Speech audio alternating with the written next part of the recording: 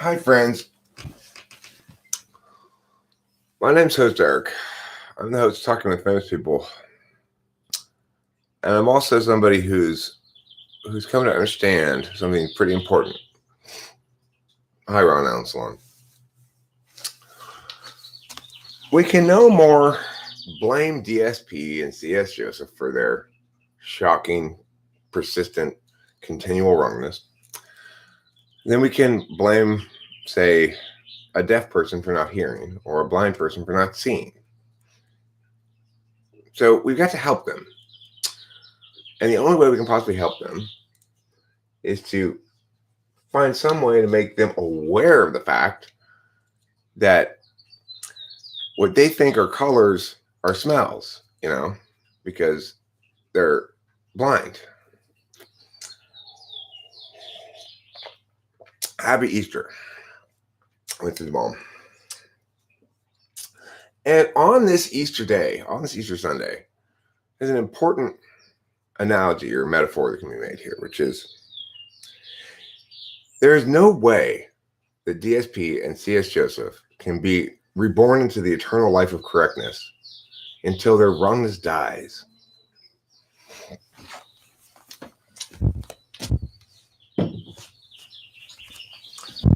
So, the thing is, this video right here is not the telethon that I'm planning. This is merely a video about the telethon that I'm planning, which isn't really a telethon and really isn't a plan. But nevertheless, that's about the most descriptive way I can accurately describe what I'm doing right now.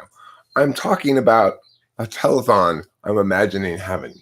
So, what makes it a telethon? Well, because we're trying to help people. I'm trying to get people to give me money so I can help others by raising awareness of how they're wrong. I really love raising awareness.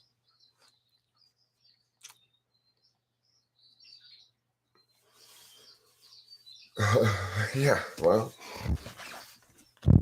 Asha Deep isn't interested in choice. He's interested in slamming me for whatever reason.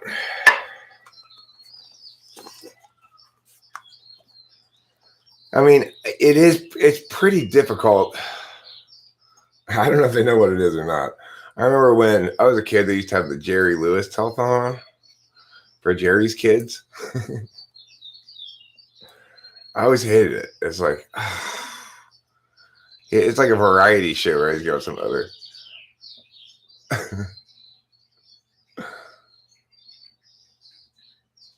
Oh, well, it's got a year. I'm going to let you in on a little secret. Okay, but don't tell anybody. I'm not actually trying to help them. I'm just trying to shit on them more.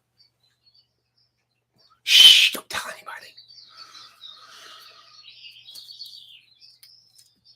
I think DSP is an ISFP, but I could be wrong. I don't know. I mean, I've never typed them. I did have a conversation with them one time. We had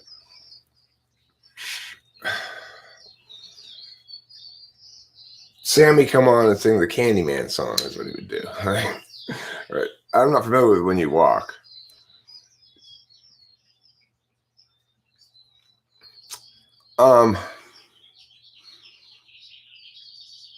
Well, basically,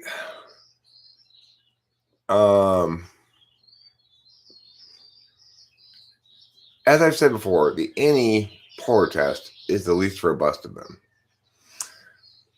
As you can see in that video, though, the TI was definitely polar.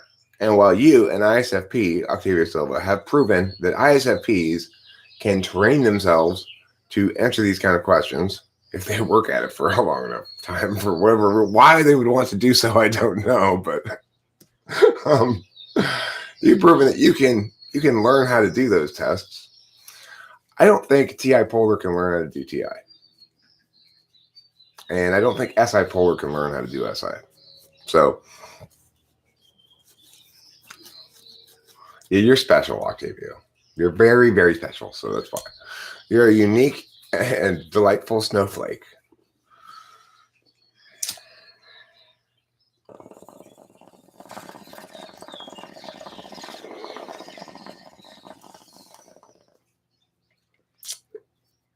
had a weird dream this morning, actually. That I guess I was in school or something.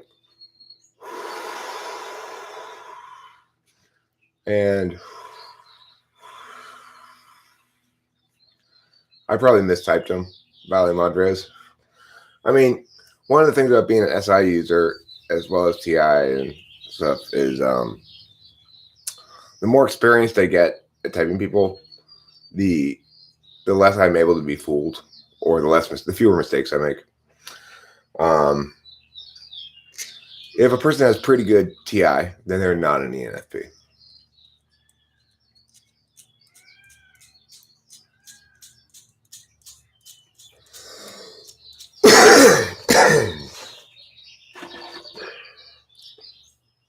But more likely, what you're remembering as pretty good TI maybe isn't. Oh yeah, the back to school dream.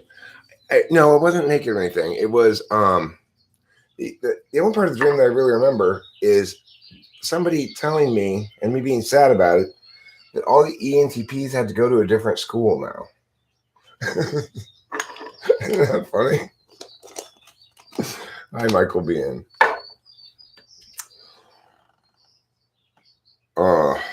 I was sad about it though. It's like, but I don't want to go.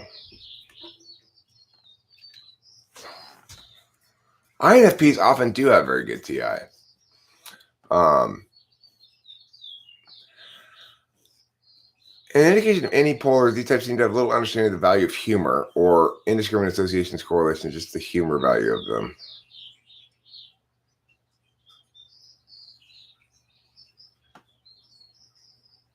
I don't know if that's I don't know what I think about that. But I think it's a good observation, but I don't have an opinion on it. I guess it's not a metric I've used to look at before. In other words, I've not considered trying to test that, so I don't really know what to say about that.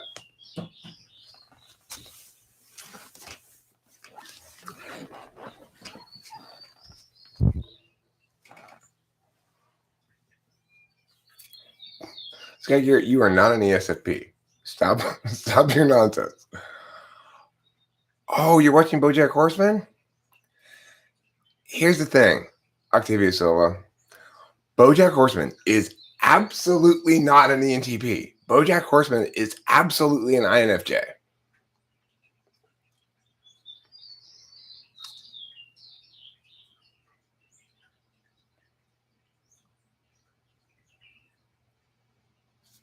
This guy here is an INTP. That's why he says he's an ESFP, because he's an INTP.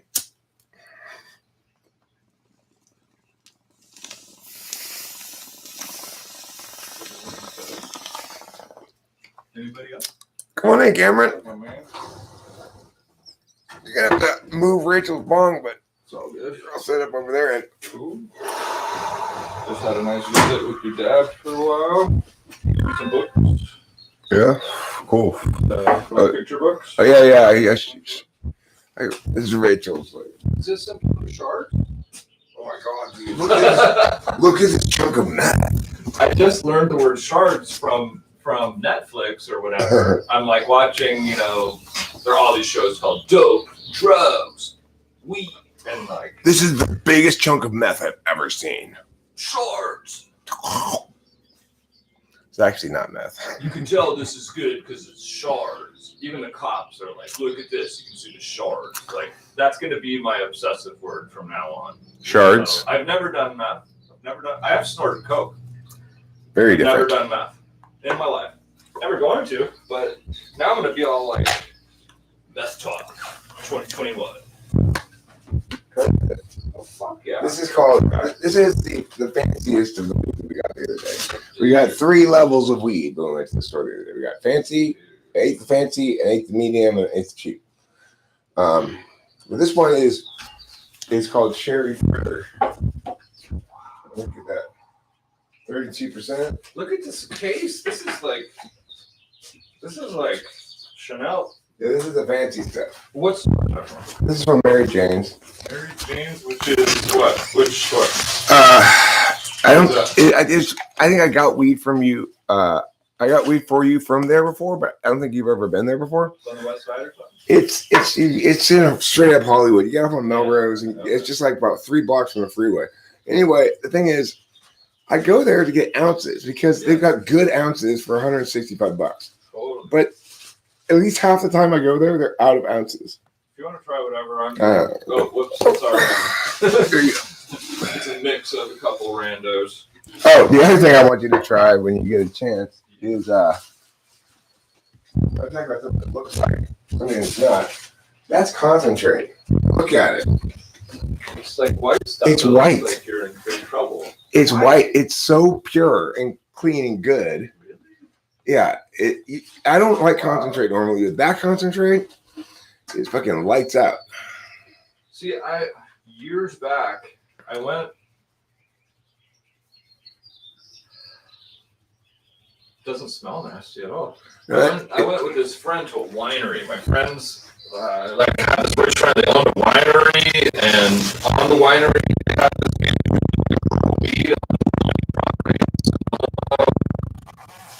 San Francisco, I don't know, somewhere beautiful. And the guy had this shatter, this like wax stuff, and you'd be like, we all smoked weed, and he'd walk around. And he's like, here, I'm a little, and I'm like, what is that? I don't even know what that is. But then we were all just super lit because he was giving us this extra concentrate. And what I realized is like, here's the sample. Perhaps you would like to buy some. I never gave him money because I'm like, I just smoke these buds. You know, that's what I smoke. But oh, is the microphone no good? Is the audio still bad?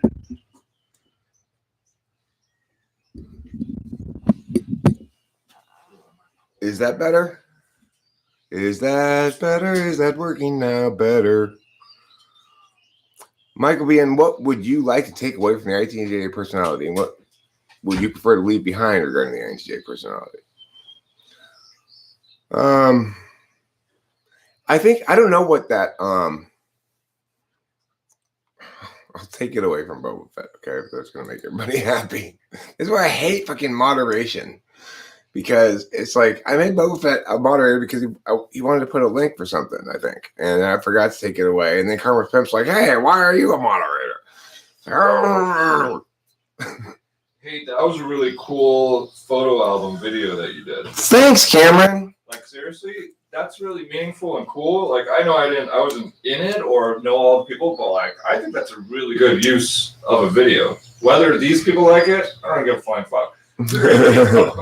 You know, you and I share a certain SI value in there because I found it a very meaningful video to make for myself. I like to sort of tell and retell my own past stories so I don't lose them because I'm not an SI Dom. It's not inherent. It's not. I don't always do it naturally. So that's one way that I can remember. Do you think that my personality is like that? Like, should I automatically remember my memories, or do I need to repeat my memories to remember them good? What would you think? You automatically repeat them. I do automatically repeat them. So, in other words, the answer is, you're sort of constantly doing in your head what I do in that video, which is reviewing the stuff that's happened in the past. So you don't really need to make videos about it because that's the place you live. For me, that's the thing I'm missing the most. So to be an expert at intuition, Dom, is to be lacking in your dominant function. Okay. So for me, I have to keep my past memories close to me. I have to revisit them and make something with them because I'm an action type. There's something that I did years back that, God, I'll probably get teared up at some point talking about this. Just is what it is.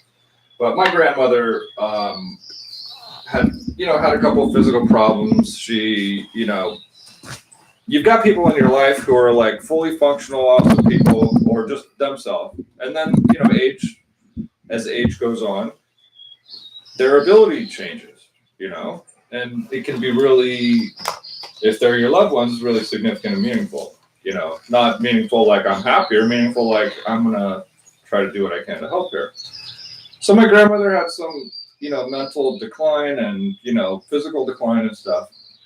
And I thought, she needs to have meaning in her life, So before she was way, in dementia and like having big issues and stuff. I wrote her history with her. I took paper. I'm like, okay, so you grew up here. So these are the people, and we really like wrote a history and just like wrote a couple page document and edited it and made this thing that's like, this is your life story.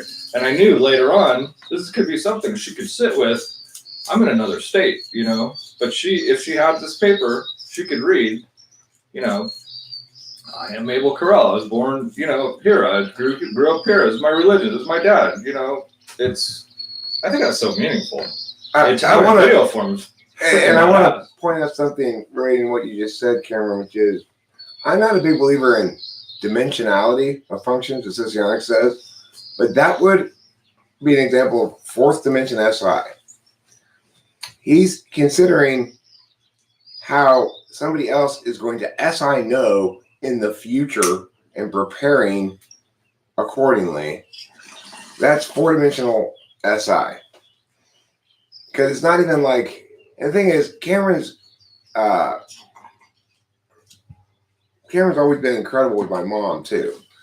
And SI Dom understands that the person's knowledge experience is ongoing, continual, and always right now.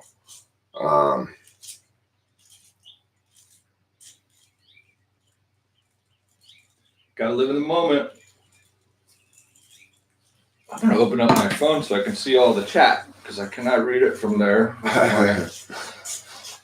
Eyeballs, and then I'll give you a live. Boba Fett, I did not remove your ranch for any cause. Okay, I want to stress that.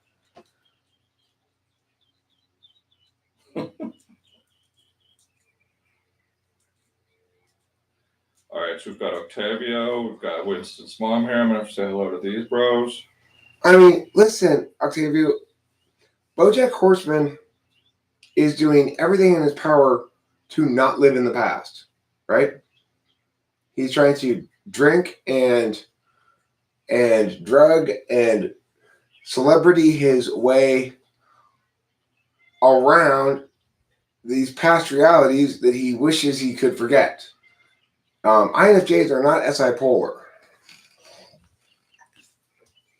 So, in other words, BoJack Horseman's problems all link to two functions, SE and SI, fourth and eighth. We don't see the TE polar because he's a celebrity, and we've kind of imagined all celebrities having that. My light bulb burned out. Send over a person.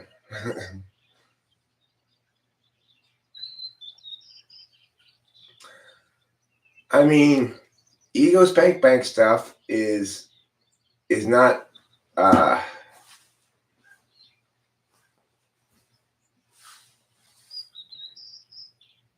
mean, it took him a long time to get to that point in the show, Octavio Silva.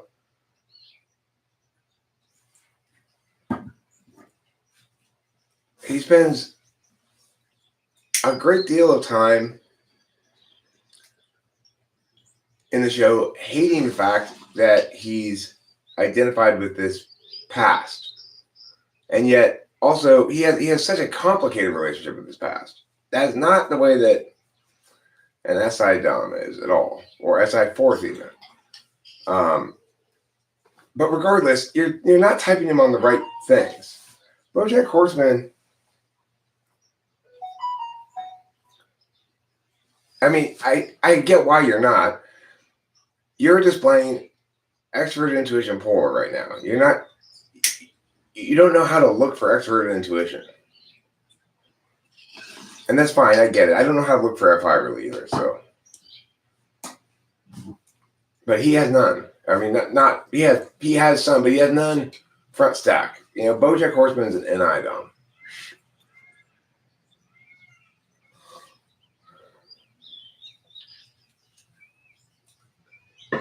There's like, I don't know, maybe 2 minutes or 1 minute of show. I don't remember which episode it is, where you hear BoJack Horseman's internal dialogue. And it's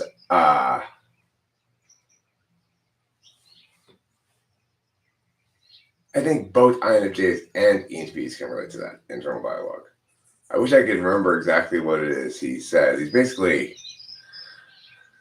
just hating himself, you know. and that is a quality of ENTPs, but it's also. Hi, Cammoto. What is your favorite piece of trivia to share at dinner, at a party, out and about? Do you have a cocktail party story you brought up? Usually, I just impulsively say something awkward that doesn't really apply to anything or applies to something that was said like 90 seconds ago. Cameron, I have not found that to be true at all. I gotta tell you. At a party? Okay, well, at a party, I don't know. The thing is, I find you remarkably not awkward at all. It's because we're bros and because I'm not super nervous around you. But if I remember, we went out to that thing. We went to some bar or something. Did we? Like years ago. Okay. God, I don't know. It was cold. It was cold, and we went to a bar to like music or something. Or isn't this great? I love how cognitive functions. this was a long time ago. No, but I love how things like link into cognitive functions really clearly. Like what did Cameron remember by the time we went out? That it was cold. It was okay. What I remember is it was cold, but what I also remember is like you have this normal social, or you have Eric social behavior, which is functional, and you're like walking up to people, you're like, hey, what's up? Yeah. And then all of a sudden you're like interviewing people for your show or whatever. And, you know, all of a sudden you're engaging like all these people for most of the time. And I'm sitting there like staring at the floor. Like, I don't know what to do here. Like I could talk about the Dodgers with someone next to me. I don't like. Did I abandon you? Did we go out someplace and I abandoned you? No, I started doing my own thing and left you to fend for yourself? I'm sorry if that happened. No, it wasn't like that at all. It's like, that's my general socializing. No, I'll go somewhere with someone and they act normal and I'm all quiet or whatever. Well, I can guarantee you I didn't notice anything unusual. Okay. Because, I mean, first of all, I'm pretty self-absorbed. Okay. So I'm mostly just worried about how people think about me. You were like having a great time in interviewing people, and this is probably like pre 1,000 subscribers of PWFP, where you were really like I was excited, highly focused on just doing videos 24/7. I was probably sprung as shit too. You probably I'm probably whacked out of my head. I could tell when you're mega sharded out. It wasn't it wasn't full shard, but whatever. I like that, Cameron. I love your new word. It's my new favorite word. Anyway, no, I get super awkward because I get really self-conscious if I don't know the people I'm around already. I'm not comfortable with them. I just assume I'm going to be judged and they're going to, I don't know, somehow be total dicks and make my life hell. Somehow. Even though I could probably kick their ass, you know, but like not everything's about ass kicking. It's about social grace and stuff that, hey, my parents are both like Asperger's pretty much. So, you know, I didn't have a very good example. I always found your mom quite well, maybe because she's foreign. She had an accent, so I thought she was fancy. She's super pleasant and all, but she's a total introvert. She doesn't spend time hanging out with people and talking about what happened. She spends time looking in books and like I only remember meeting your mom like maybe a few times at your house. Yeah. All I remember of her is that she had what I now know I think is an Australian accent. Correct. I think at the time I thought it was an English accent. Yeah. And so I thought she was fancy. She seemed fancy to me. Yeah. Hi, Kitty. I thought you had something in your mouth. I'm glad you don't. I hate it when Kitty catches lizards. Oh, that's her destiny. Well, I know, but I'm trying to raise her level of morality so that she concludes logically, since she gets plenty of food that she eats, she doesn't need to kill those things. I want her to understand this concept. Woke kitty. Yeah, I want her to be woke. I want my cat woke.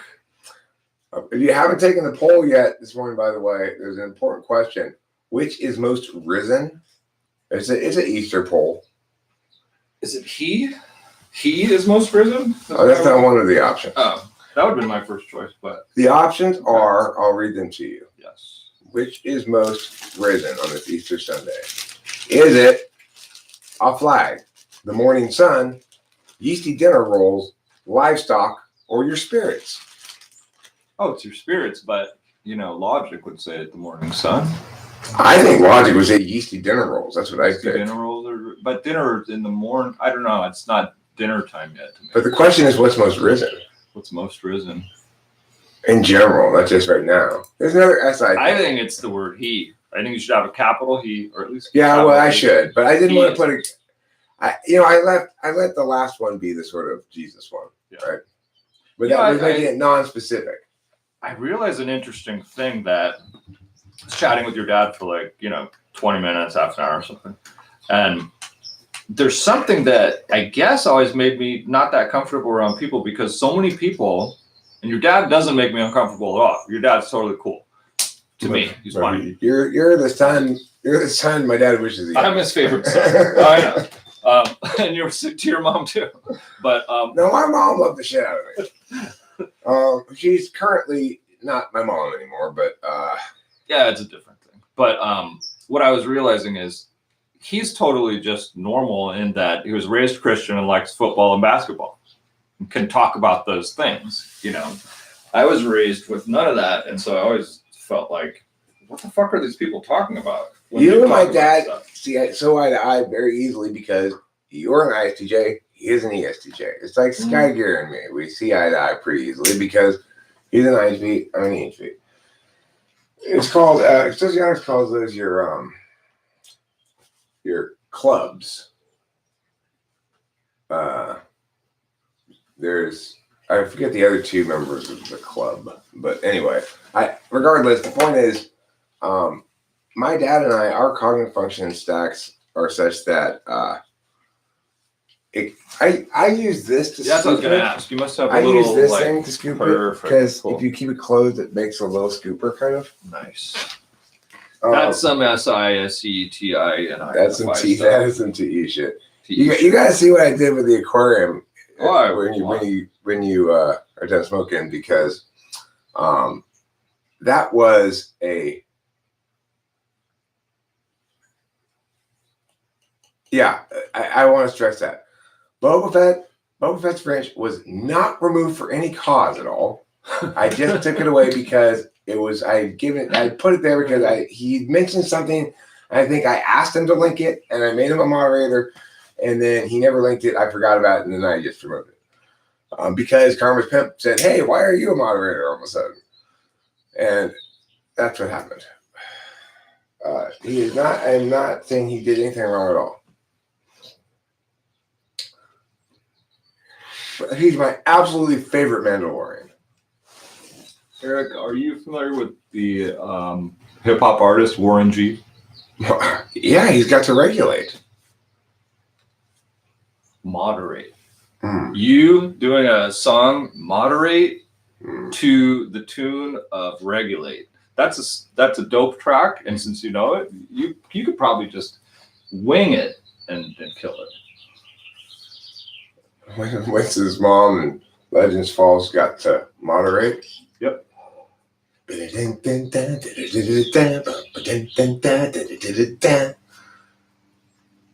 mean, the instrument, just put on the instrumental, regulate, you just have it. Next stop, West Side Motel. Or is it East Side Motel? On the East Side Motel. It's the East Side Motel.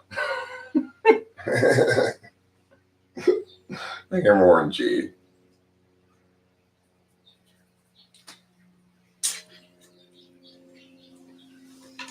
Do you think does iTunes let you do instrumentals? Oh, don't play it, please. You can't play anything. Oh, then you'll get I'll get copyrighted. Unthingied. Yeah. That's why you have to do your very own Kids Bop version. Even when I sometimes sing songs, like I bet if I were to sing enough of Girl from Ipanema, for example, I'd probably get a revenue sharing notice. Now, the thing about if I'm singing it though, I don't worry about any covers that I do getting me in trouble. They just if I cover all that can happen, the worst thing that can happen is the person who wrote the song gets the money. And I don't care about that. That's fine. If they want to get whatever 5 cents ad revenue this video gets, I don't give a fuck, you know. But if you play the actual song, sometimes you can get in trouble. Like it'll stop your stream all of a sudden. Like a copyright violation I've been stopped midstream before. Yeah. Wow. But the weird thing is, on the 2 occasions I can remember when that happened, when it said your stream has been stopped for a copyright violation, there was nothing. There was no reason for it at all. It was like a mistake. So I don't know. Anyway, because I don't know, and because I feel like nobody does know what's going on exactly, so I just err on the side of caution.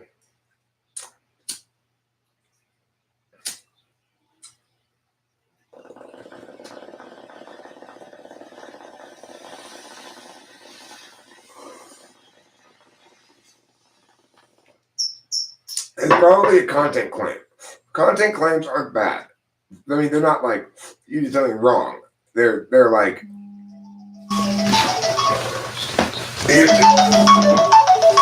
you have to share your revenue or give most of it to them or something.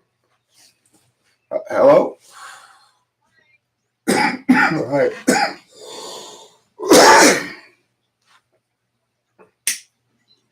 Well, I'm live streaming.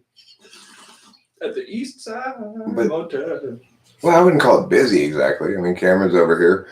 We're chilling. We're live streaming. Do you want me to work or do you want to chat?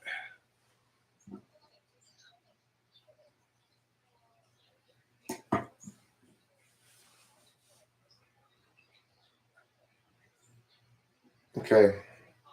Hi.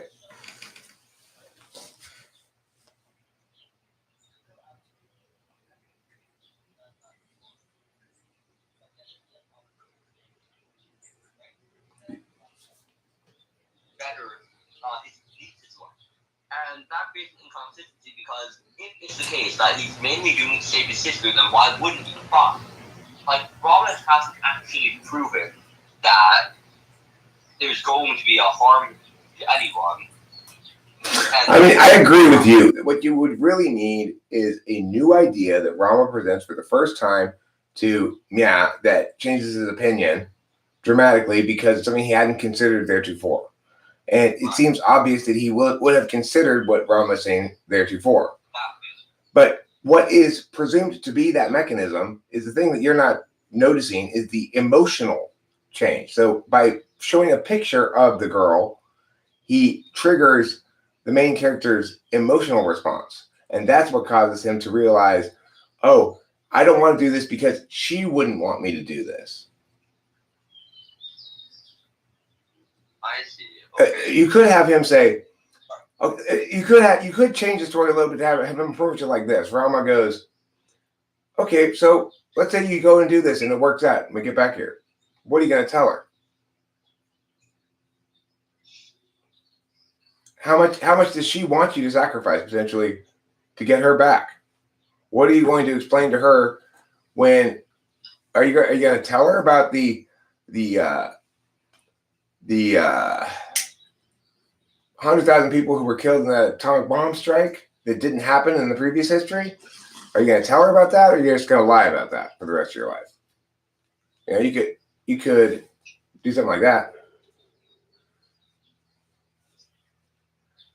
Because, like, you need to have them walk through a speculative future. So have them go, all right, let's say we have them work through the conditionalities. Let's say we go back in time. Rama tells the other guy, let's say we go back in time and it works.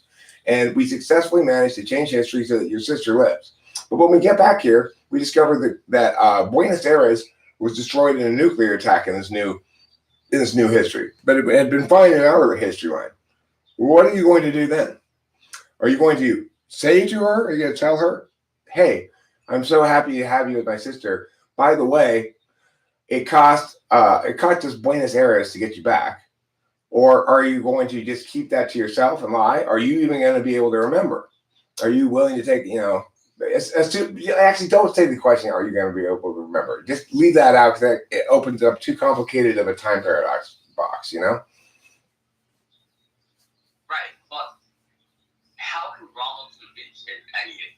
because, I mean, we have to assume that he's been.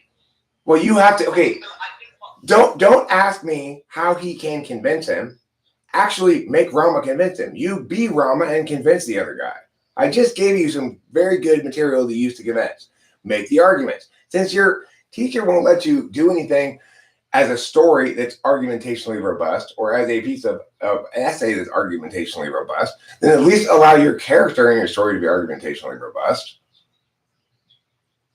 okay, sure. So the other issue is Rama seems to be inconsistent as a character. If he's been working on it for this long and invested so much time and money into it, what was his original plan for it, and how does that play into the rest of the story now? Well, I mean, remember, you're now asking art questions, but we decided not to make art when we deviated from what was best in order to get an A.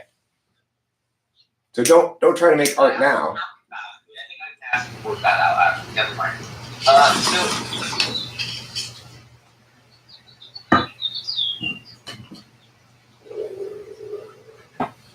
Look, I mean, how good are you trying to make this story? As good as I can.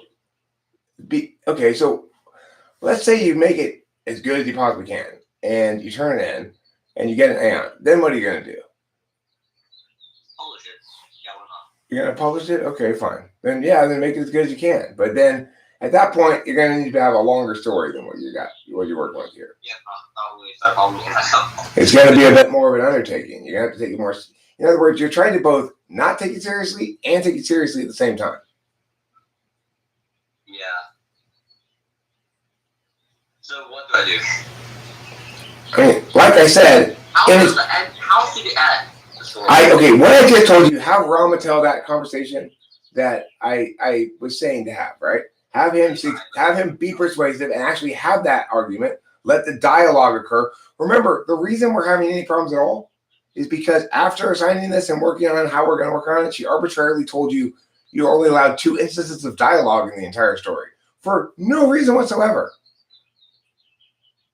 Right. I'm going to use dialogue. I need dialogue. And remember as well, so now it's okay to break rules, to do something that's good rather than get an A.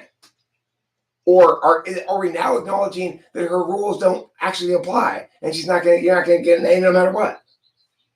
I think I'm going to get an A even if I break the dialogue rule because it will make it better. Okay, so can we apply that thinking from now on? Wait. So can we apply that thinking from now on? That we're going to ignore her rules to make things better instead of trying to get an A, instead of trying to dance to her ridiculous, stupid, always changing tunes? Okay, but do you hear what I'm saying? Can we apply this principle in general? That we will no longer attempt to dance to her ever-changing bullshit tunes, but instead actually try to make things good? I mean, we're more or less following it anyway, so it doesn't change anything that we're already doing. The bigger issue with the story is that it still ends with Rama not doing it. How long is it supposed to be? Hold on. How long is this supposed to be, the story? 5 pages tops. Can't go over 5 pages, okay? And so it's like, okay, at this point, remember, you are now doing a school assignment. You're no longer making a piece of art. Because it could, I agree, if you had a sane teacher and you didn't care, or you didn't care about your grade.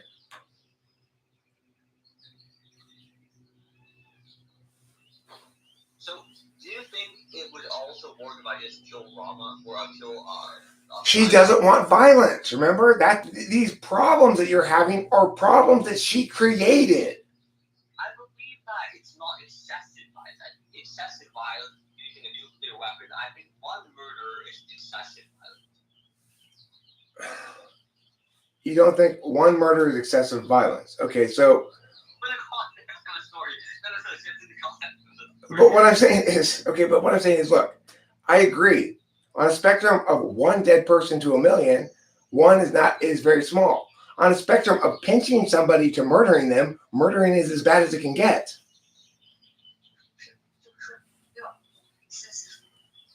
long as I don't make it, I think she means like don't make it excessively. Okay, but look, if we were going to be this loosey-goosey with our rules, we should have done that in the first place. I think the only way you can work is if Rama kills the other guy. Because that way we can sidestep the conversation of why does one person suddenly, both people have now changed their mind, thinking time machine's great, we spent millions of dollars working on it and hundreds of hours, and now we're like, okay, we're going to destroy it now. That's too. I agree to you. I agree with you. I agree with you. Okay. So what was the original thing we were going to do? I believe originally, like, how was your original one? I mean, okay. Well, I mean, the thing is, we've already talked about Rama killing him, and then we concluded that comprises violence that your teacher doesn't want. Now you're saying, I've thought about it more, and I think that she'll be okay with this amount of violence. We talked about addressing this, making a story that assumed we were going to be able to use dialogue normally. And then she said, no, you can't. So we adjusted. Now you're saying, I think we can actually. I'm going to ignore a rule now. So it's like, why am I going back and redoing work that I've already done and been told is not adequate because it doesn't mean the teacher's always changing arbitrary rules. And now you are arbitrarily deciding that you don't have to follow our rules anymore. Well, do you think it's better? Because at this point. Yes, but as I've told you from day one, from second one, I think that when you try to do things in a way that makes them good instead of following what she expects, you're better off. In other words, try to do things that are true, righteous, and good, regardless of her opinion, is a better approach to getting an A than trying to dance to her ever-changing tune. I've made that point from day one 1,000,000 times over. But do you think that this story option is better than the alternative? I'm right now looking for the frame of school entirely. Do you believe that with Rama killing the other guy is better than the current? I mean, no, if you can build up all the necessary narrative work to support the ending. You are correct that in its current form, with all the various arbitrary limits that have been put on by your teacher, it's inadequate in explaining or in the expository aspects of the development of the character arc. In other words, you don't believe the characters have changed adequately over the course of the story because not enough has happened for them to have changed that much, right? Right. I spent the whole morning trying to figure out how the people did, but the ending just doesn't fit the rest of the story. What kind of narrative work would I have to do before it would need to be longer than 5 pages, or it would need to be, I mean, if you really care about it a lot, then I would say do it right and create the amount of change that's necessary in that short period of time. Because if you can pull that off, then you've got something like a H.H. Monroe story, a Saki story or something. But as far as how can you do that? Well, I mean, you and I are both types of people who have to mash our hands through the potatoes to figure that out exactly. You know, this is the other problem we had at the beginning is she wanted us to map out the story ahead of time. That's just not how we roll. Like right now, literally come to realize that after writing it, this doesn't quite work. Yeah, exactly. And that's how it's always going to be. You're never going to know whether your art is working until after you've done it and then looked at it because we're ignoring. I see. Okay, thank you. So I think the best way to happen is just reevaluate this approach and consider a new one. Because I don't think I'll try. I'll see you. No, let me tell you this, Jeffrey. This is the best course of action, okay? You need to make a clear decision one way or another whether you're trying to get an A and that's your goal, or whether you're trying to write the best story you can and that's your goal. Because listen, wait, let me finish.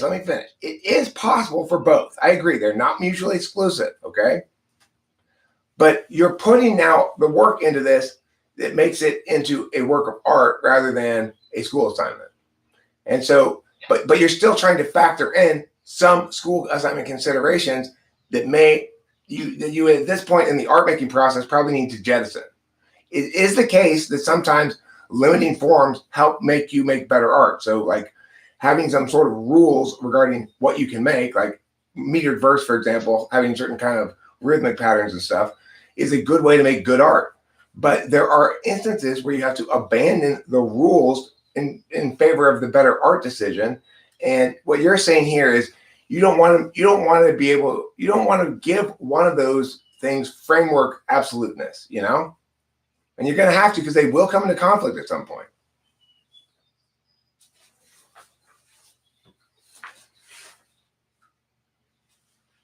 Hello? So, what do you think is the best course of action right now? All of I think you should accept that what you have done should be, and probably will be, an A paper in the class, which means you need to decide what really is my actual ultimate goal here. Your mom's goal is to get an A. If that's not an A short story by a 9th grader, then we're in bizarro world. Well, that's the issues that are still issues that I want to fix. There are issues with the paper that she's not going to let slide. Okay, but so what I'm asking you is why do you want to fix them? I want to fix them because it just doesn't make sense right now. The ending currently, there are too many things missing from it. Okay, here's a suggestion from the live stream. Write 2 versions.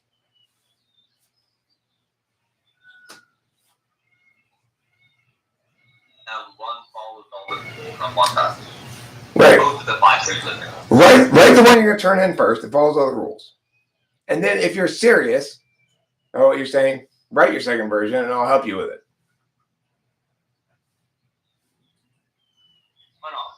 Sure. Thanks, Amanda May.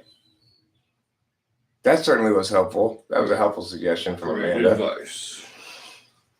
Great. Cool. Yeah, I'll try that. I will take 2 copies and try to do one in as well as I can with normal brain. And then one. But do the one you're going to turn in first. Do the one you're going to turn in first. Okay. All right. Cool. Hey, Jeffrey, come on now. If you're doing the one you're turning first, it does solve all your issues because you no longer have standing yet to ask the questions you're asking. You'll have standing when you're done with the one you're going to turn in.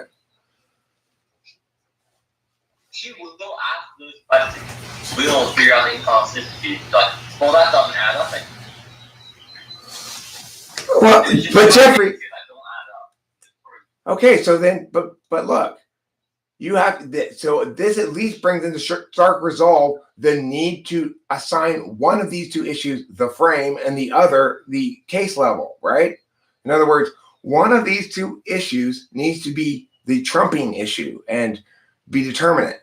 You have to decide that following the rules is the best way to get an A, in which case you need to write the paper that follows the rules best without worrying about things that aren't included in the rules. So since she doesn't specify in the rules that the story must have a believable character development arc, then you don't worry about that.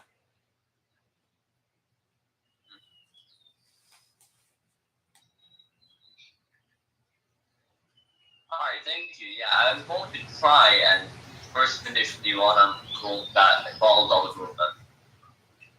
Alright. All right, cool. All right, you too. Bye.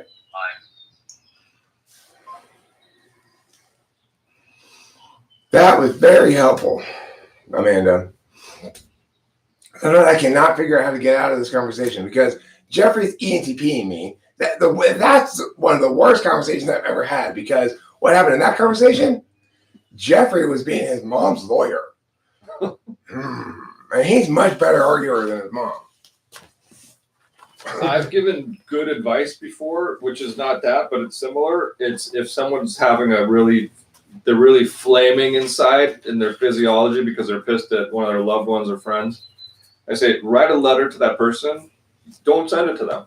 Just write it in a letter. It's going to release all that stuff. Yeah, well, Jeffrey didn't want solutions to his problems. Oh, that kid's his own problem. He wanted to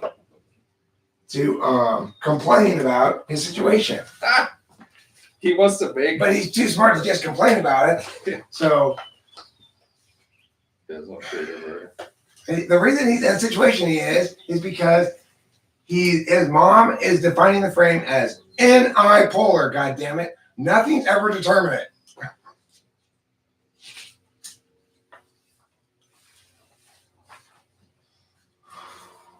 God, I really dislike his English teacher.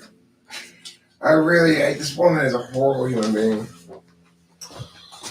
The English teachers can be the worst. They can be real not cool individuals sometimes. Let me just chime in here on the ongoing leaf trimmer stuff that's going on in the chat that I'm mostly ignoring. Leaf trimmer, you are like an extremely spoiled INFP girl. You just always getting your feelings hurt about everything, always getting fussy about everything, and always making things personal. Like, I thought I could trust you. Knock it the fuck off. I'm totally siding with Legends Fall about this 100%. Legends Fall, at the moment, at least, speaks for me on these matters. I'm done with your nonsense. So stop it.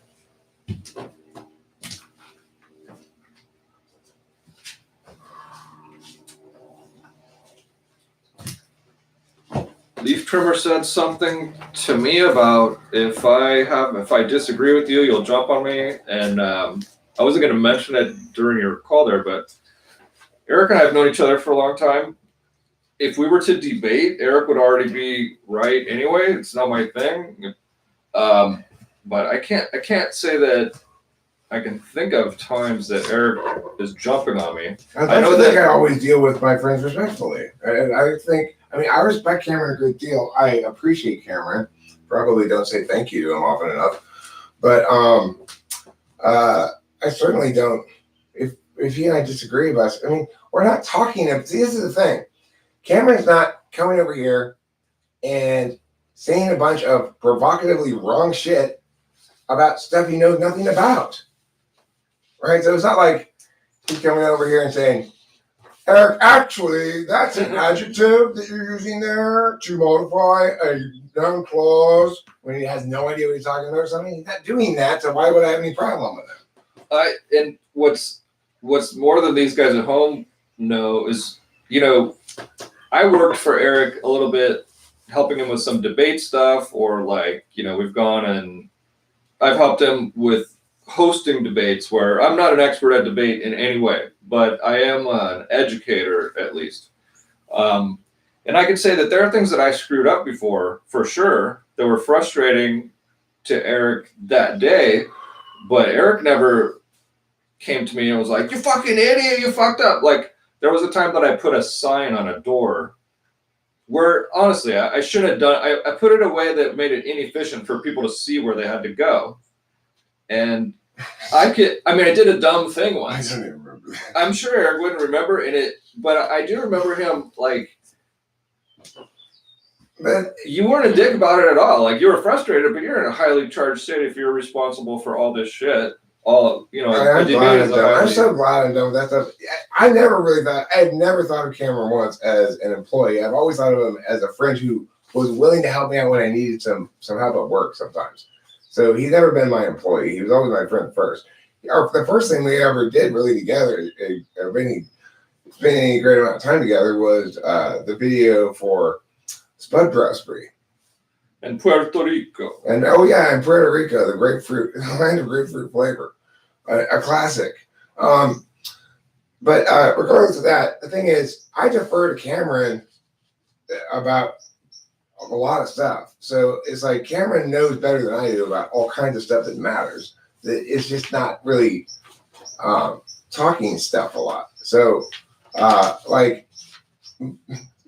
it's one has to be pretty secure in one's masculinity, I guess, to agree with your girlfriend when she says, boy, it sure will be nice when Cameron comes over and fixes my bike. Which girlfriend are you talking about, Eric? Like Rachel. Oh, nice. Okay, because I was going to say it probably happened with each of them. Yeah, I probably did, yeah. Oh, Kimberly loved Cameron. Rachel does too, don't get me wrong. Saying, Kimberly, just as Cameron's the son my dad wished he had, Cameron is the boyfriend Kimberly wished she had. Eric, that was so fun. I mean, it's not funny, but okay, so after you guys broke up, you left Kimberly's place and you left some random stuff and you had made this like cement thing in the yard, right? So what's funny is like the difference between me and you is like you made the crazy thing. It was like going to be a pond or like a fountain or something. And so I felt all indebted to her because you had given me the car. So I'm getting the white car out of there, that, you know, the broken Scion. But at the same time, I'm like, oh man, you know, I want to help Kim out. You know, I feel bad for her. So I went over there a couple times and I helped like sledgehammer the cement thing that you left. Like I did boyfriend stuff for her. I didn't kiss her or any, you know, nothing. It was just like, yeah, I know, Cameron. But you know, I did I was like the tow truck of boyfriends in a way. Anyway, Cameron and I are good friends have a lot of shit going on. In no way, shape, or form would I mean, the thing is, I treat everybody the same. It's just that neither Cameron nor I are insane. We don't say crazy, insane shit. People come in here and they say crazy, insane shit. It makes me go get mad and say stuff, you know?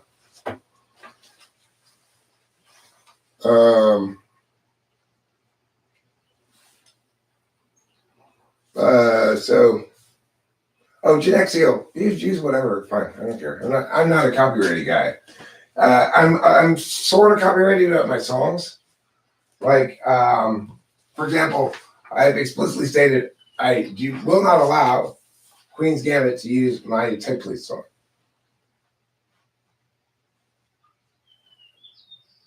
So that me being kind of copyrighted, but that's it's like in general, I'm not at all. I believe in a world in which I throw a bunch of ideas out in the world and hopefully somebody finds them useful and uses them for something.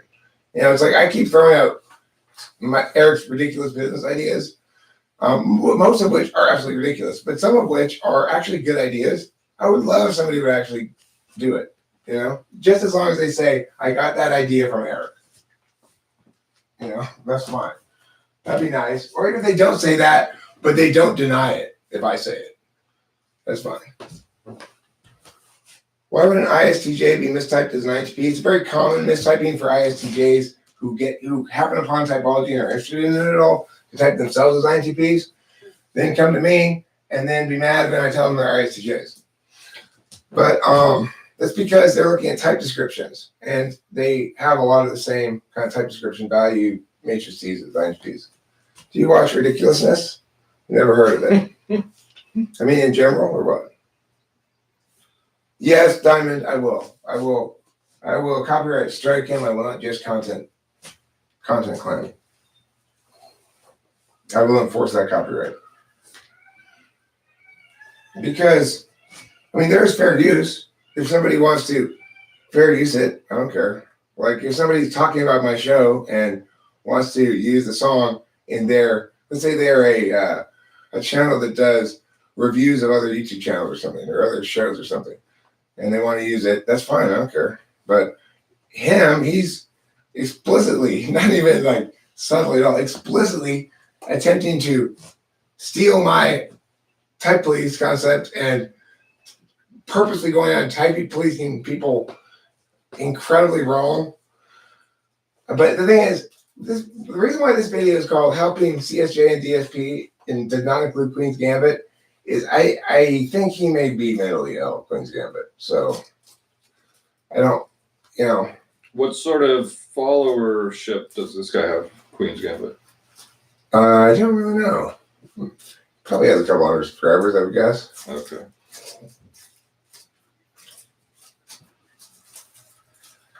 But I could be wrong about that. I don't want to pathologize him either if he's not, you know.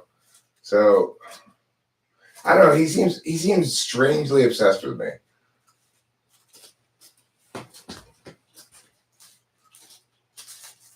Eric, that powdery stuff, concentrate stuff was like really good. Yeah, good, huh? I tell you. What does it cost for that much? What is that? Like Ooh, I didn't want to tell you. You spent like $80. 60 bucks a gram. Yeah. It's because the only reason I got it was impulse buy. I had exactly 60 bucks left in my wallet, and I saw it right there. I was like, So the weed store is your Las Vegas table. I get it. You're like, wait, no, I have $10. I'm not leaving here with $10. I got to the car and I did the math and I was like, oh shit, this stuff's more expensive than gold. Nice. $60 a gram is more expensive than gold. Or approximately as expensive. Do you think that we've smoked, like received unknowingly synthetic weed that's just made out of herbs with chemicals on it and sold as weed, and then we smoked it and thought we had weed? Not me. Like, you don't think any of the weed stores have ever? I mean, I think I know I'd be able to tell. Okay. I would expect I could tell. I don't know. Sometimes I hear about it, but I also wonder if that's some sort of like media hype. God knows what. I don't know. Watch out for bad, evil stuff. You know. That's Cameron. What's up, people? I'm drawing a picture. Oh, show me your other picture you're drawing. It looks really cool. That one right there, that colorful one. Okay, yeah. So I'm trying to draw this, but I'm trying to draw it good. Okay. So these lines don't line up. Nothing's right.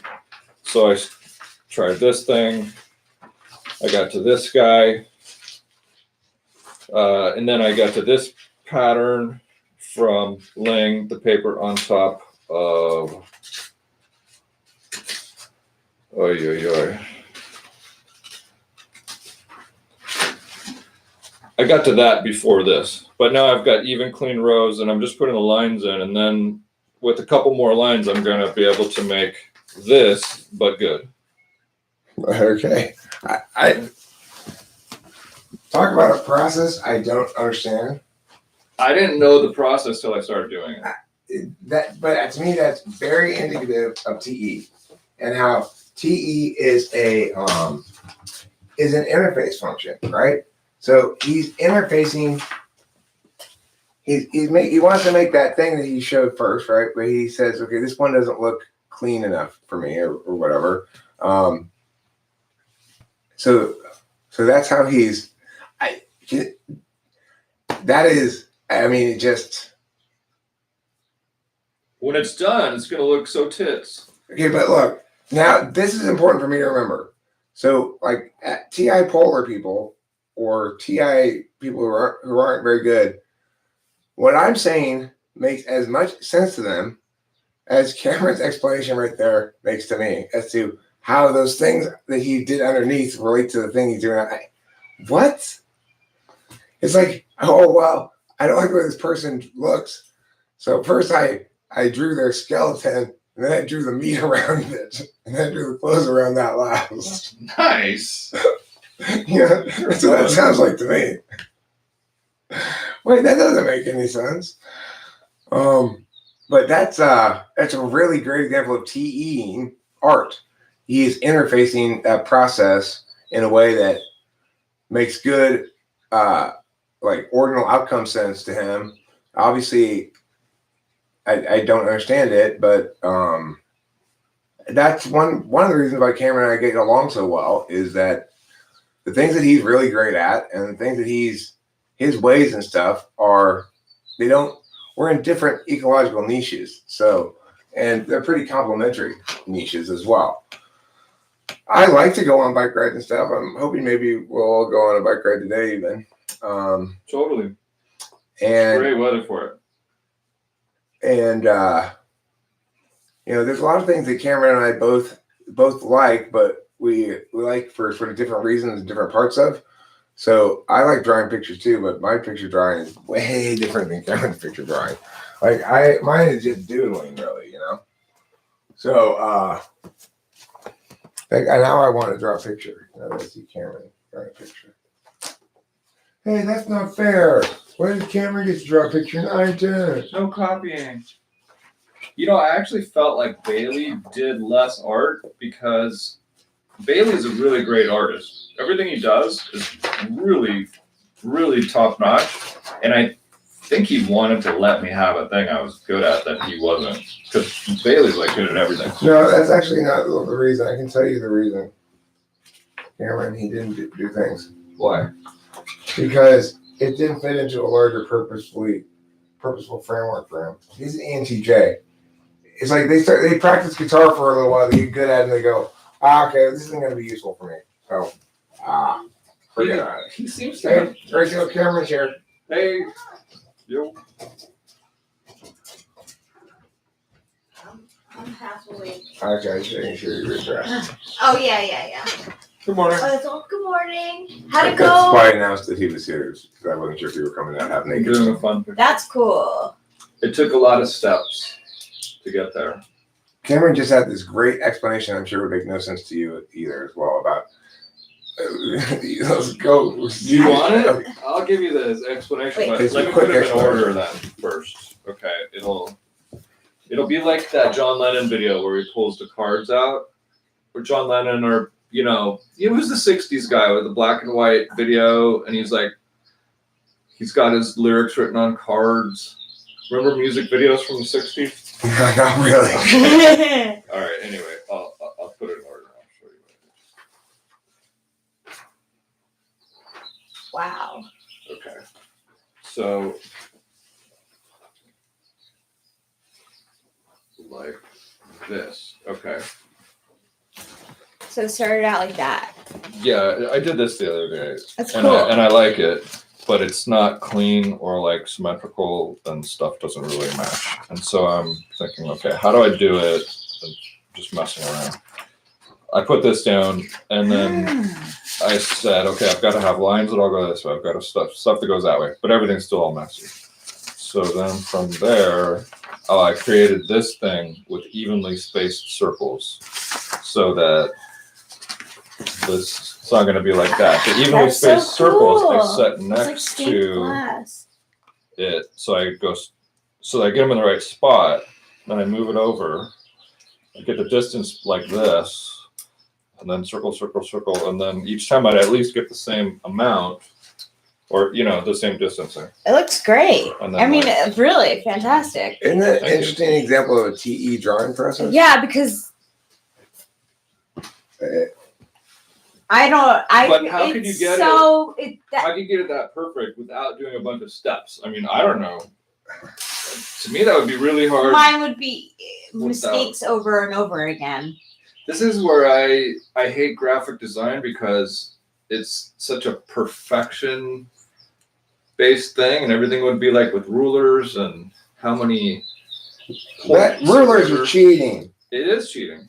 I don't ever use a ruler. See, I in was my just art. gonna say like I would use a ruler, but I'm terrible with rulers The too. ruler, the ends on a ruler always have a clumpy Yep, glob. and then it you could know, you pull- can't really use a ruler and Sure. do good.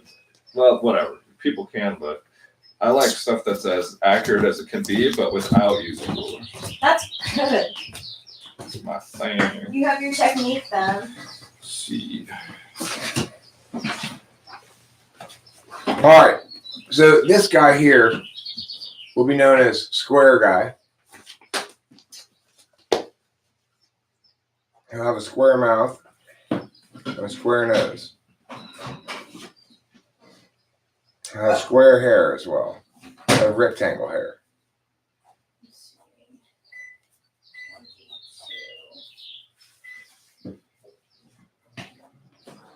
And lighter.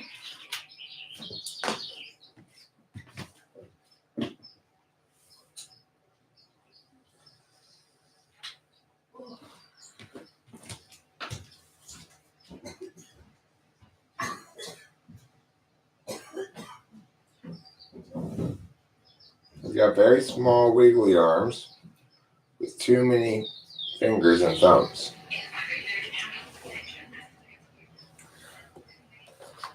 There. Square Guy.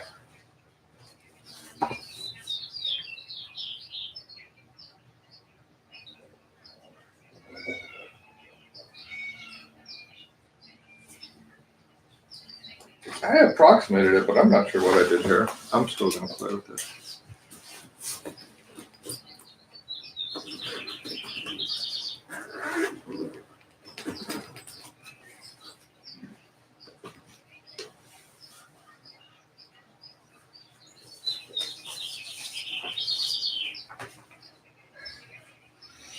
And his friend is brown cat.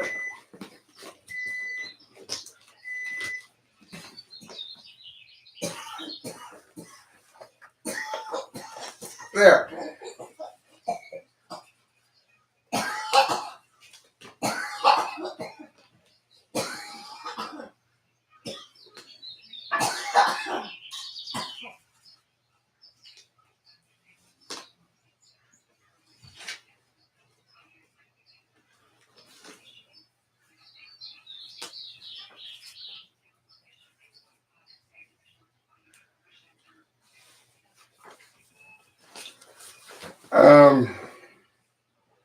Well, I guess if you want to say that projection is not a form of lying, then maybe you're not going to lie.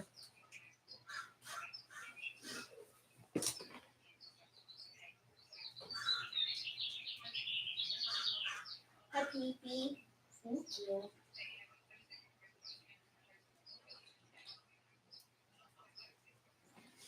Yeah, that's better.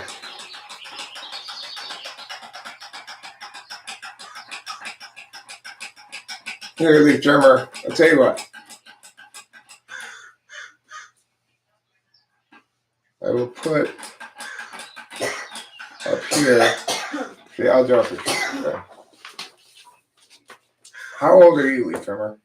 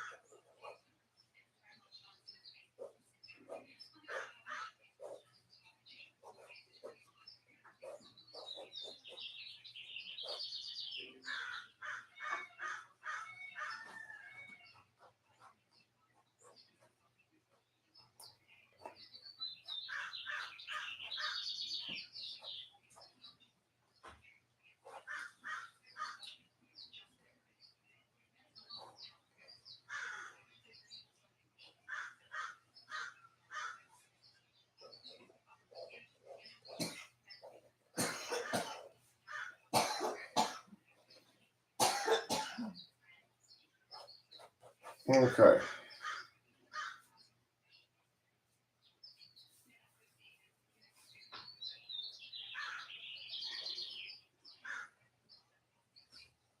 Were you jealous, leaf trimmer?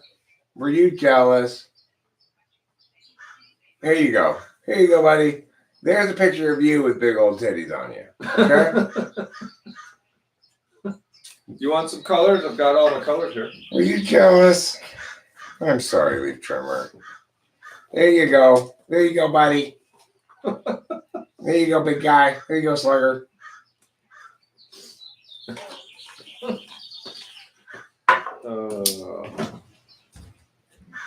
See, that should be that should just provide cognitive dissonance because it's flattering to have someone do your portrait, but then there's the big old titty. Change of heart. I'm glad to hear you had a change of heart. Your original insistence that you want to buy the most pimped out Kia you can find, it concerned me.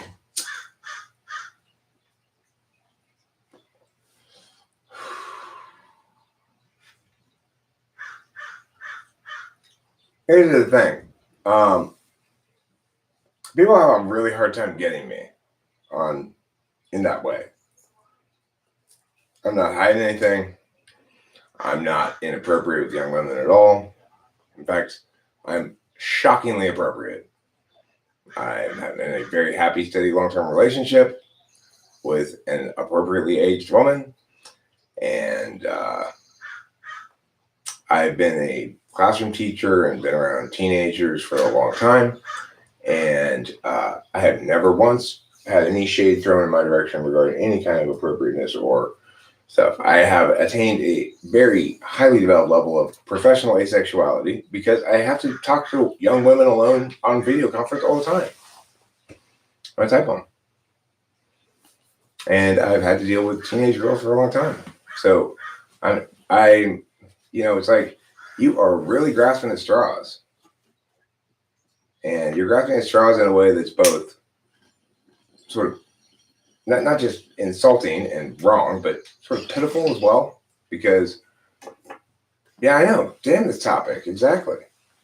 It's like, this guy's attempting to defame me with a bunch of implications of something that's just completely fucking nonsense. And the deal is this also. Let's say he were to successfully prove that I find young women in their 20s attractive. What do you mean? That I'm a heterosexual male?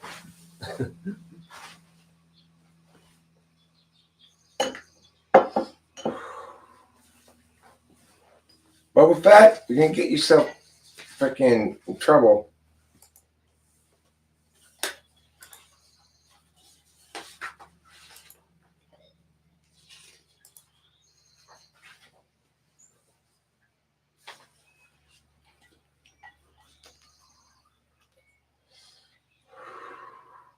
Right. Well, I mean, at this point, he's just trying some way to attack because he feels as though, I think he tried for a while to be decent, but he's just not, he just has a lot of growing to do.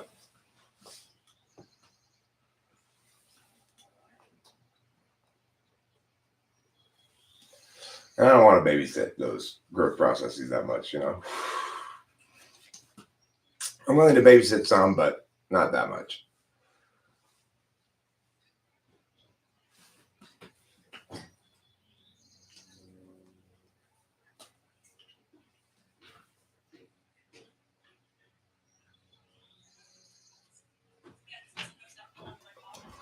Okay, so what's on tap for today?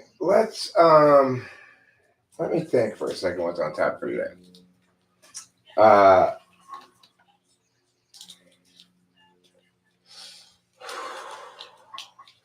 Well, I know Rachel actually probably is seeming like she's still pretty tired and not really necessarily looking to do anything. It's possible Cameron and I would go maybe on a bike ride or something by ourselves. That's conceivable. Totally. So the other thing is I'm gonna have to poop pretty soon. So that's just how life is. Sometimes you have to poop. But the other last thing is I do want to play a song before we go. And one of the reasons I want to play a song is actually for Boba Fett. Because he said last night, after I ended streaming, I didn't see it, so after I pushed in stream, play a song before you go. And I am always very grateful to anybody who asks me to play a song. And because it's an act of great generosity. Audiences are generous when they afford somebody their attention.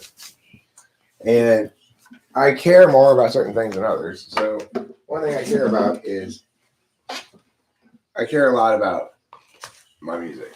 And if somebody thinks it's good enough to want me to play one of my songs, then I definitely want to do that.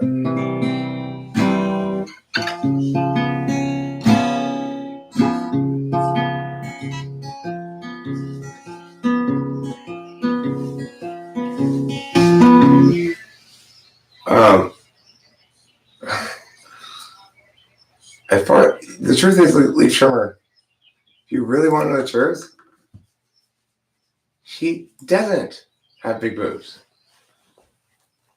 And I bet you don't either.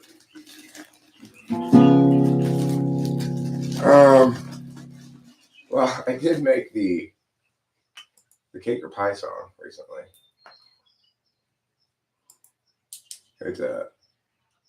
It's a jingle It could be worked on a little bit more probably, but let's see.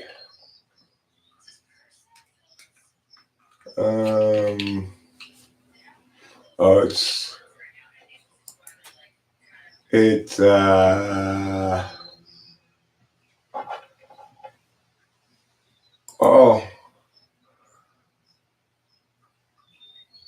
analogies are descriptions of relationships.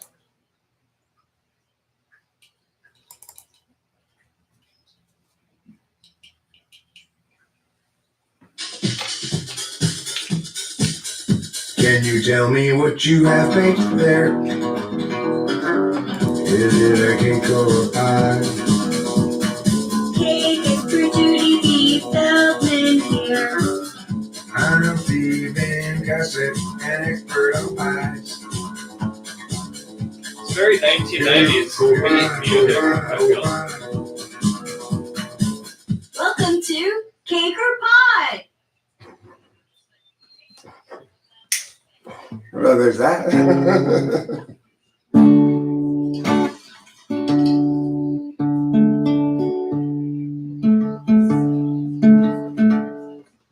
Is that one? Yeah, that's just maybe that just the other day or something.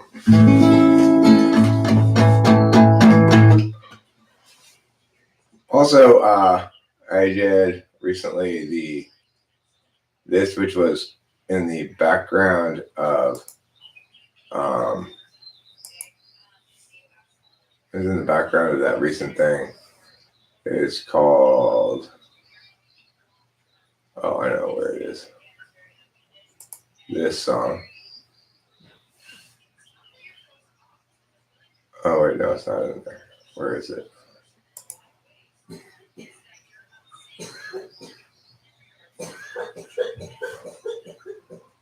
Quick access.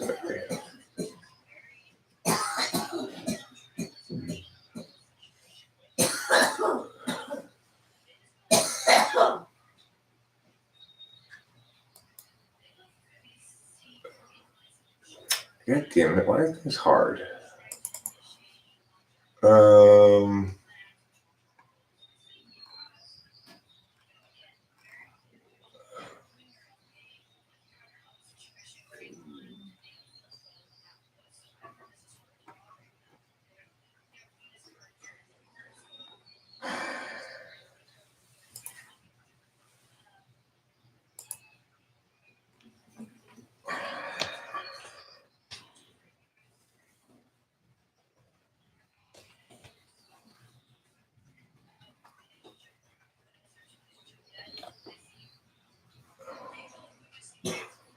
God damn it.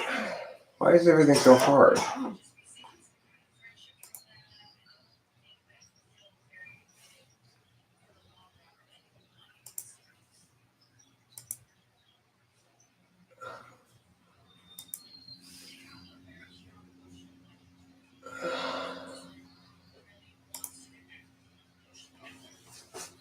Alright, well, while I'm looking for that, I'll play a song here. I think I'm gonna play Destruction of the Whole Damn World.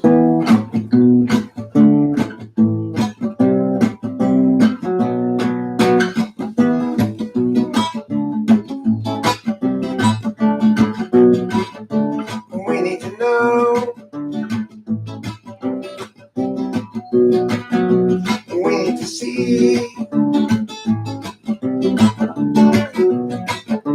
We need to ban happenings bound by some means to judge a logic to life which is absolutely unlike and from which will rarely budge. People everywhere gather up enemies outraged at how they miss a sign. How do they set their priorities? These foreign backstabbing entities into anarchic misery follow necessarily from their savage ways. Insulting Carson and Desiree, we're stuck with such petty larceny. We all partition the rectories and call it destruction of the whole damn world. Truly shared our limits. Hoping Julie will too. Jerry shares for 4 minutes. He just can't share things like they do. She always thought that she should have bought 2 when she had the chance to buy. She forgot about should and not, although she ever call, she'll die.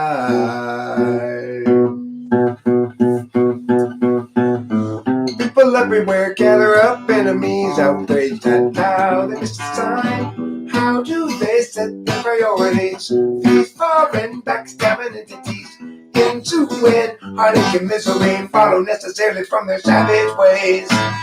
Insulting, cursing, and misery. We're stuck in such petty larceny. We all partition the rectory and call it destruction of the whole damn world. Oh.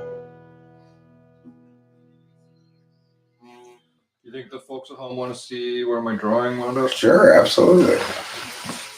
I'm on the 3rd color.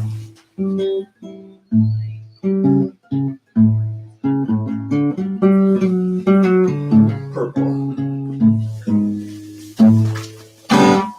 Yep. Looking good. Camera's got lots of different pen shades. Just great stuff with shading, different shades of green, different shades of gray, stuff like that, you know. Correct pink, blue are a nice combination for this Easter Sunday. I didn't even think of that, but that's correct. However, coincidental.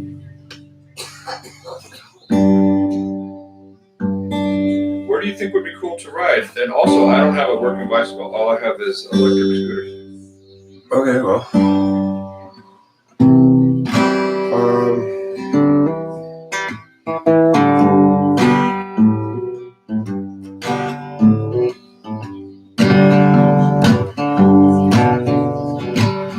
He's being what we call adversarial because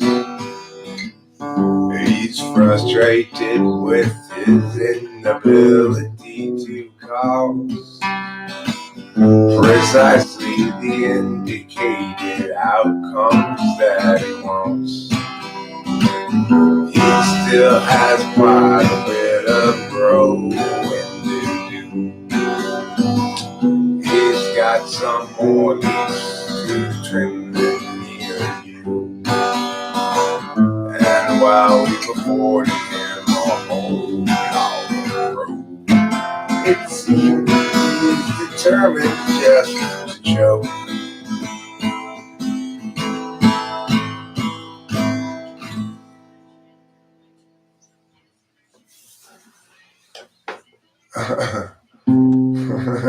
Sky gear.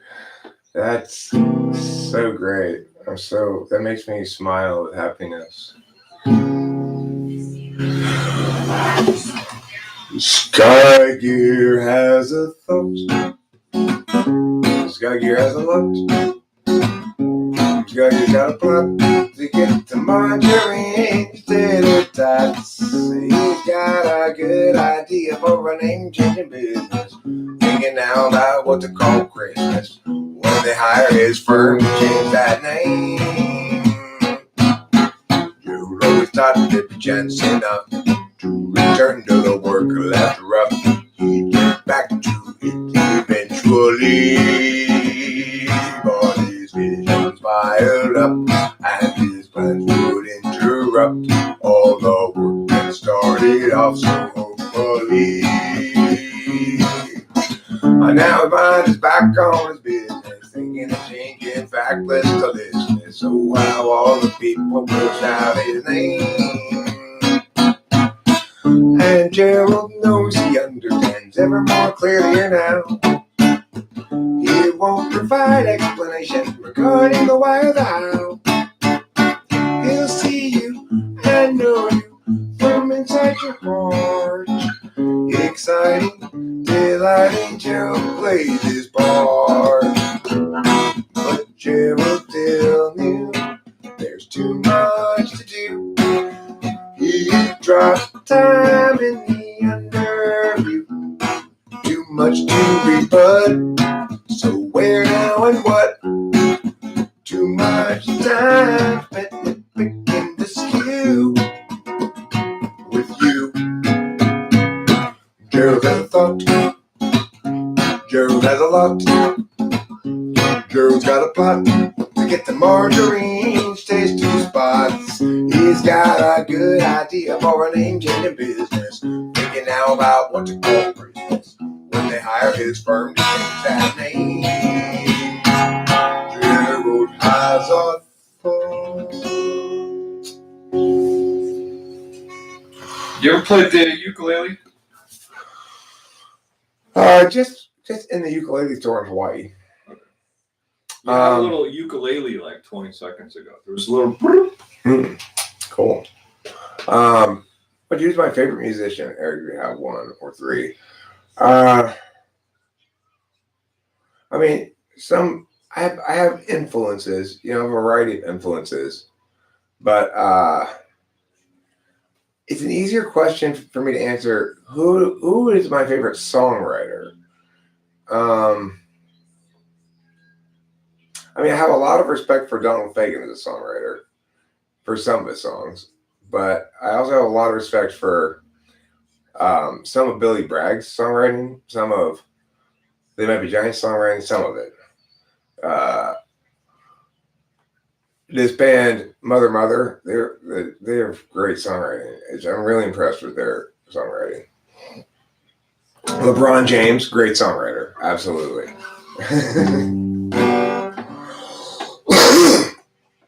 I'm mostly, because I'm not especially a good musician, I guess, or maybe I don't know where the because goes here, but I try to stay focused on songwriting because it's something I can compete at without having skills I don't necessarily have right now. So I'm not necessarily great at producing music. It depends. Sometimes, I have to get kind of NI lucky, catch proverbial lightning in a bottle in order to successfully produce music. But writing songs is different. I can compete with. Nobody has an advantage in songwriting, right? It's like, I don't care how famous, rich, whatever you are, you don't have any advantage over me in songwriting. I don't care how much gear you have. I don't care how much studio musicians you have no advantage over me in songwriting. So that's why I like to talk about and think about songwriting instead of like musicianship or whatever. But the other thing is, I acknowledge my own limitations as a songwriter. One of my biggest problems is I have too many words in many of my songs, or they're too wordy, or too verbose or something like that. Sometimes I don't have that problem, and those tend to be my best songs. For example, people like this song a lot. When I was younger, it seemed that everything gleamed. I don't know what happened to me, but I've lost that sense of urgency, and I don't think that I'll ever see it again. If you follow my lead, you'll discover I'm loster than you, and you'll want to know the way to get back out to wherever it was you thought you knew. And tomorrow will be just like today. I'll be lost then too.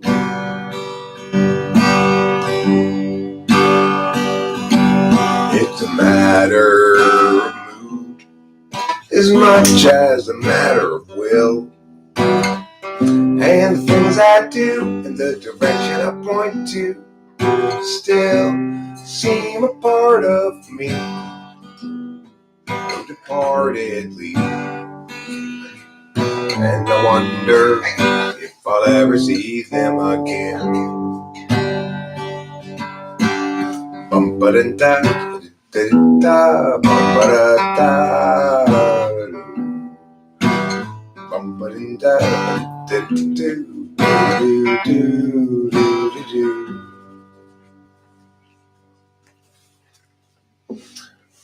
So like that's the reason why that song is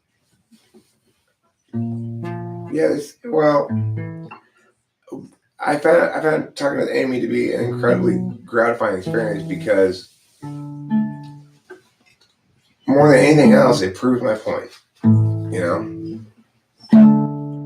it's like the skills tests are more reliable than impressions of people's affect. You know.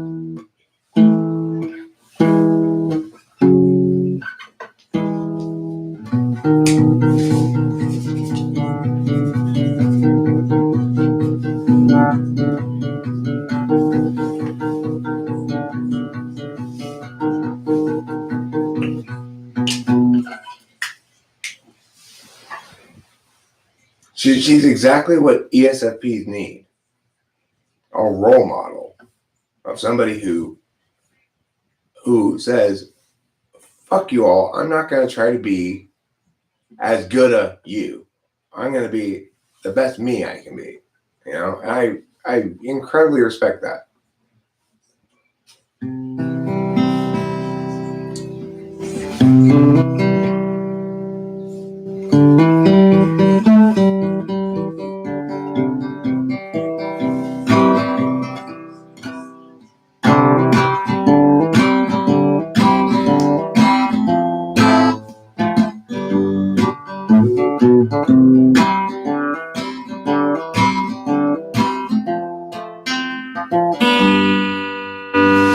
El Nino, my ass. You call those storms? Where is the rain? Those drizzles don't count. I'd drizzle more when I be in the sink. I'm just the right height to catch all of the undesired splatter. And when I'm done, I'll go outside and climb a ladder. I will go up there and take me a bucket and pour water inside. I'll say, hey, Mr. Cloud, drop it from the bottom. Hey, Mr. Cloud, won't you drop it from the bottom? Hey, Mr. Cloud, drop it from the bottom on me.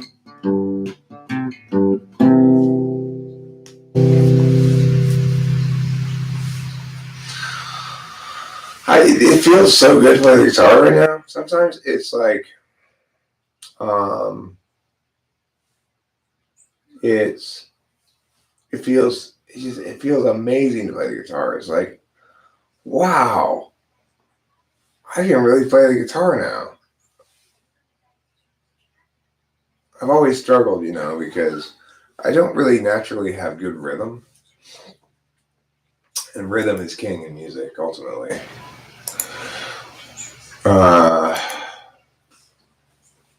played that really well. It felt nice. You got it, Eric. Thanks, Cameron. I've got the magic smile that lights up a room.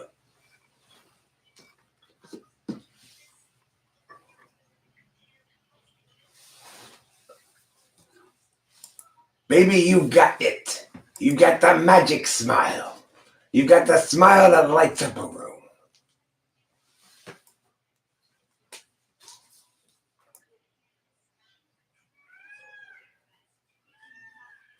We're going to make it 75%. There we go.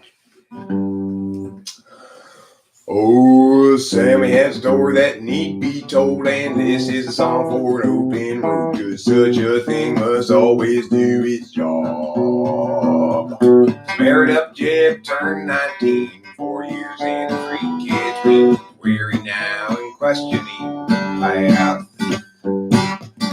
Agency out, business discretion, locking in our courses, way too young. The urgency effort is really just depression, making sure those underneath them always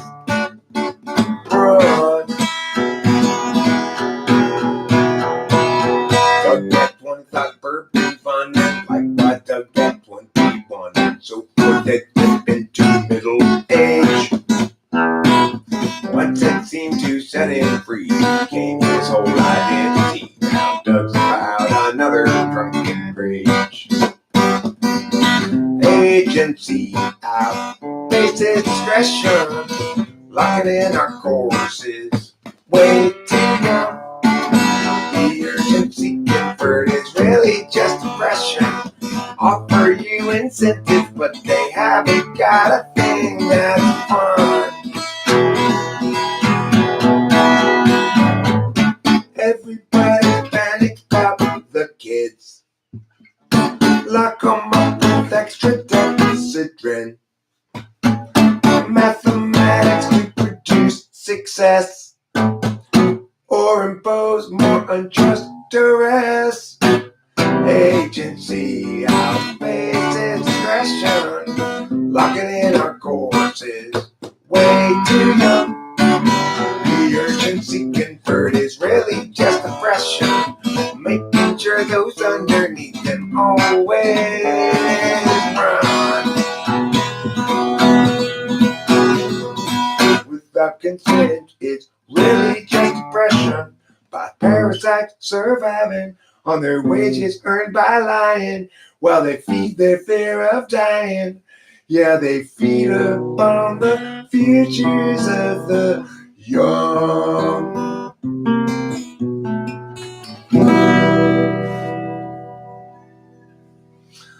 I want to show something really interesting here before I end this stream. This is an accident I did, but it's interesting. So, the urgency is really just depression, making sure those underneath them always run. That's how it normally goes. The urgency convert is really just depression, making sure those underneath them always run. If you add a C as a passing chord in between, making sure those underneath them always run. It changes the color of it, right? So I'll probably put that C in the last one. So in the first time in the chorus it goes through, the second time it goes through.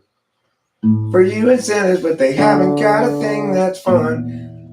But then the last one, making sure those underneath them always have to run. It's interesting. Let's see again. Oh, they're not. Oh, they're there. They're there? Okay. Yeah. This is where I am now. Well, you got a lot of progress. I've stopped doing complete color just because that's how I see it. What do you think about one of those like bike trails that goes a ways? Is there a cool bike trail somewhere? I mean, I don't know if we can get there from here without driving. I mean, that's fine. Driving's fine. But is there a cool one that you can imagine? I know people go like from, what is it, like Irwindale or something? Like all the way to Long Beach, which is further than I would think to go. But if you want to ride scooters, we can go to my house, hop on scooters, and just ride like. All right, well, let's end this stream and let's talk to Rachel about it too. Totally. And they're going to have to poop and everything. So thank you all for being here. Love you all. See you later. Don't Later, forget people. to eat plenty of cheese. I have to figure out another color.